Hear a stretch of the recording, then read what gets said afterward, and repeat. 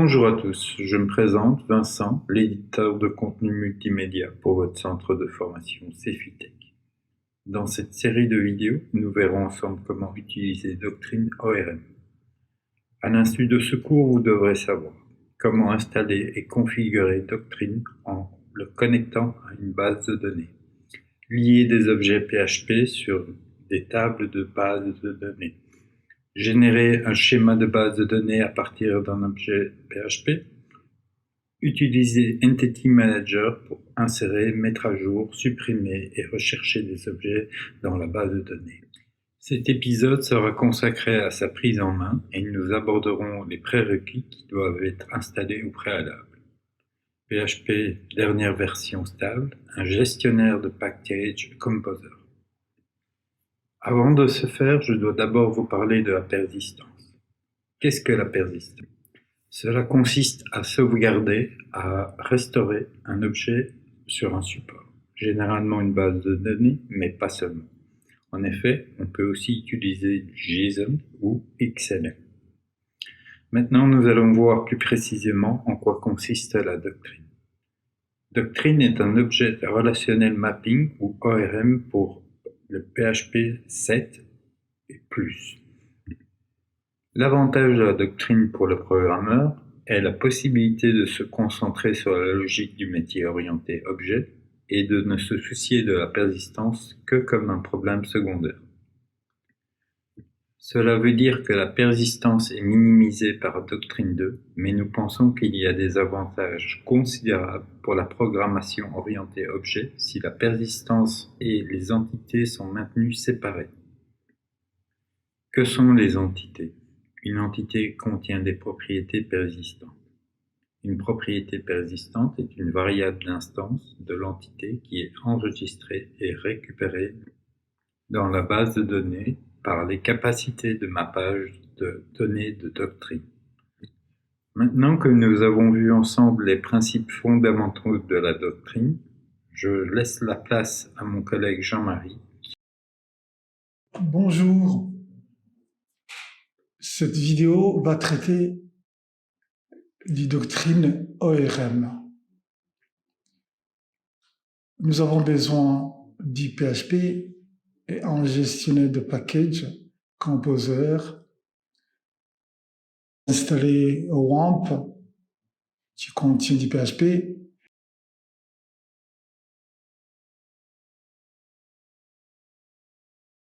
Donc la première chose à faire, c'est de créer un dossier, on peut dire, je vais le nommer boutique, et je vais me connecter sur boutique. Et qu'est-ce que je vais faire? Je vais lancer mon Visual Code. Alors, j'ai besoin d'un fichier JSON, composer.json. Et qu'est-ce que je vais mettre dedans? Je vais préciser mes besoins, la version de doctrine et le lien où je vais installer mes entités. Là, je peux sauver.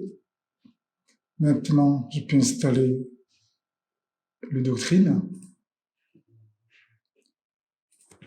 Je lance composer.install.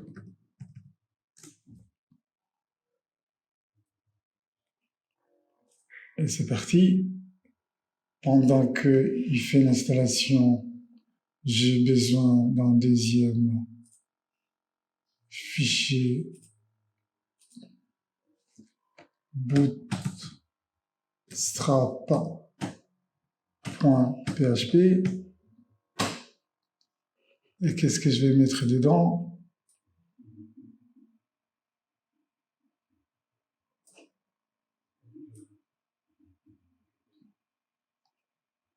je vais y mettre. Alors, d'abord,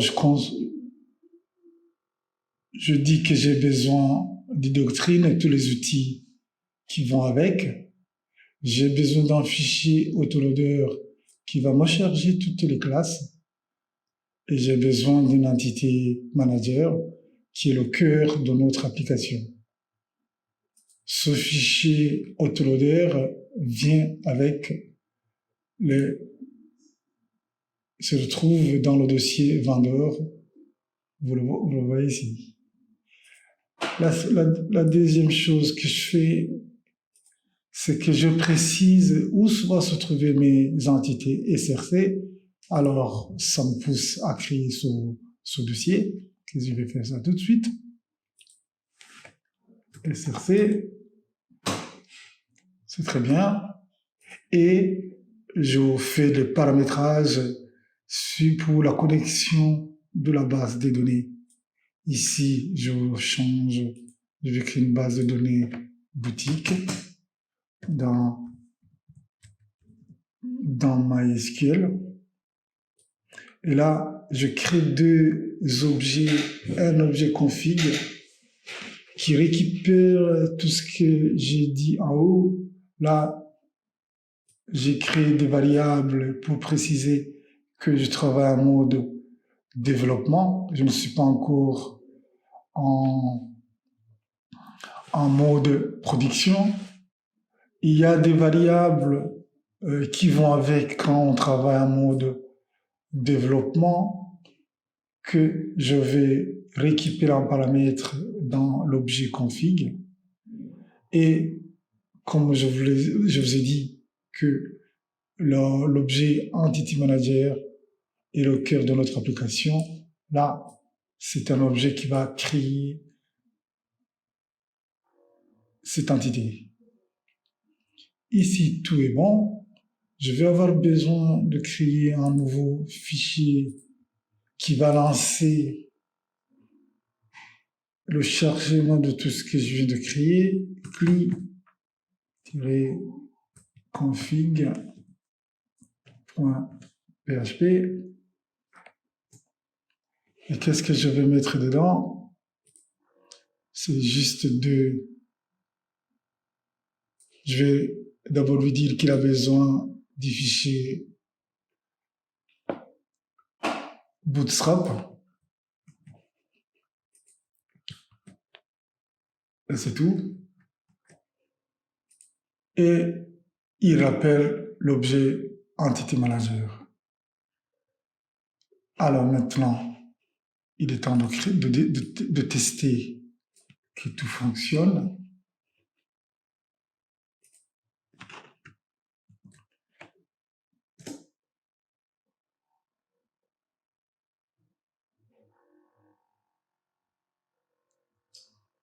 Alors,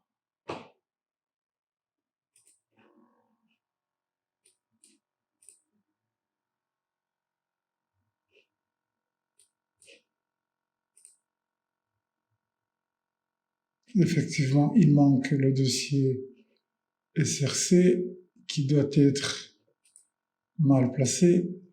SRC, je le teste. Voilà, tout va bien. Maintenant, la seconde opération à faire, c'est de créer des entités. Nous allons créer une entité produit et on va la créer dans le dossier SRC.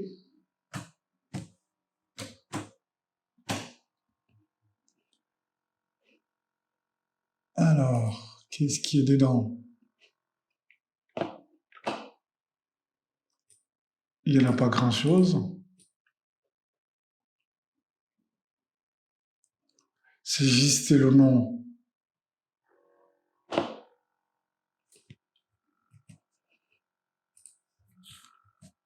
du produit. Donc, les classes Pour être entité, il doit avoir cette annotation. Cette annotation, vous allez le retrouver aussi dans les applications Symfony. Ici, c'est pour préciser que cette classe, c'est vraiment une entité ORM et que le nom dans la base de données va être produit. Ça, c'est une annotation qu'il faut mettre sur toutes les classes entités. Et sur chaque propriété, là aussi, on précise les annotations. Là, on lui dit qu'il va être NID, qui va s'incrémenter à chaque fois qu'on crée un produit. Et cette colonne dans la base de données, ça va être un integer, c'est-à-dire un entier, et qu'on n'a pas besoin de saisir sa valeur, il va s'auto-générer. Et là, j'ai une propriété nom qui n'est qu'une chaîne de caractères. Et là, j'ai mis un getter pour l'ID, pour récupérer l'ID. J'ai un getter pour nom. Et pour nom, j'ai aussi besoin d'un setter, set nom, parce que ces variables, elles sont privées, elles sont protégées, donc elles ne sont pas accessibles à l'extérieur. Ils seront accessibles via les setters et les getters. Alors, on va tester que tout va bien. Mais avant de tester, il va falloir lancer WAMP.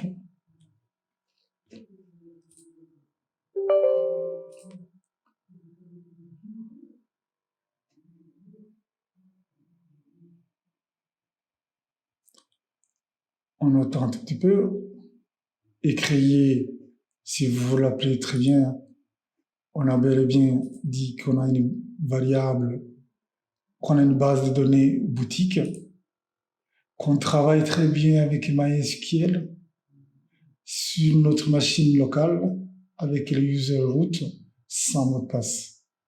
Et c'est parti.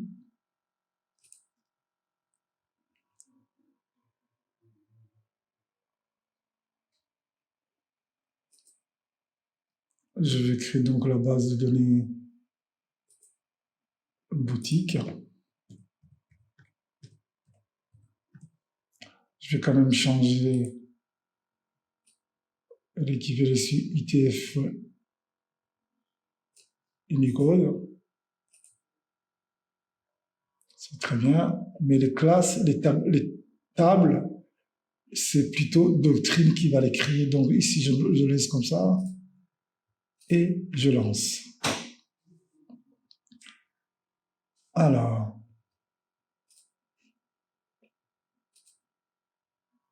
voilà, il m'a déjà créé la table produit. Et qu'est-ce qui me reste? Je vais toujours utiliser Doctrine pour remplir ma table. Maintenant, je vais créer un fichier à la racine de mon application.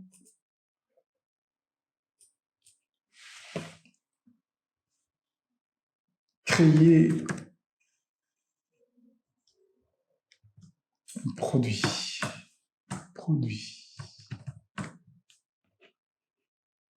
Je vais mettre un TR. Point PHP. Qu'est-ce que je vais mettre dedans?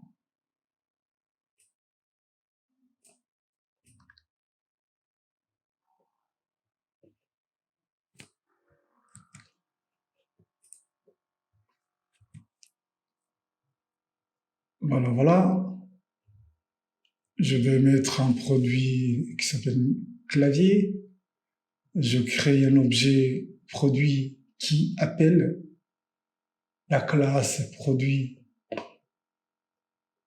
et je lui fais passer via le setter cette variable. J'appelle, comme j'avais dit, que l'entity manager est le cœur de notre application. Je l'appelle pour la création du produit et j'appelle la méthode flèche pour envoyer dans la base de données. C'est tout.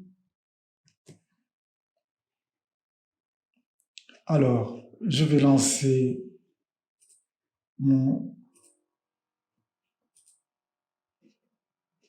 la boutique.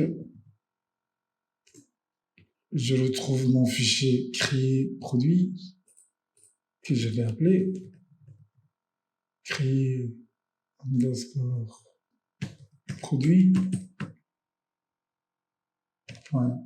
.php. Il m'a dit qu'il a déjà créé un produit. Je vais vérifier dans ma base de données si le produit a été créé. Et bel et bien, j'ai un produit clavier avec un ID 1.